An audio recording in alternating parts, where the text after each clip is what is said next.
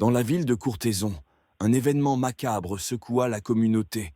Une série de meurtres inexpliqués avait lieu, ciblant principalement des enfants. Les victimes présentaient toutes la même marque étrange sur le front, comme si elles avaient été frappées par quelque chose de pointu. La police était désemparée, incapable de trouver le moindre indice. Les parents terrifiés gardèrent leurs enfants à la maison, redoutant la prochaine attaque. Mais le tueur semblait insaisissable, frappant sans laisser de traces. Un jour, une petite fille du nom de Sarah disparut. Ses parents, déchirés par le chagrin, lancèrent un appel à l'aide désespérée. Quelques jours plus tard, on retrouva son corps sans vie dans un parc, la marque fatidique sur le front. La ville était en deuil, et la peur s'empara de tous. Soudain, un vieil antiquaire du nom de Monsieur Albert fit une découverte glaçante. Dans sa boutique, une poupée ancienne avait été dérobée.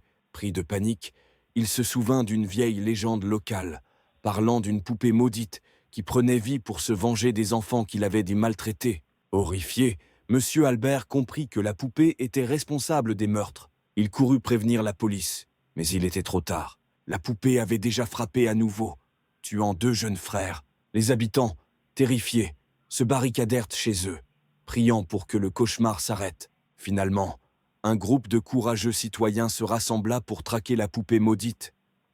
Après une chasse-poursuite angoissante, ils réussirent à la capturer et à la détruire.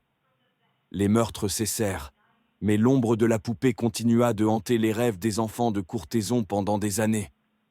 Une tragédie qui rappelait que parfois, les jouets les plus innocents peuvent cacher les plus sombres secrets.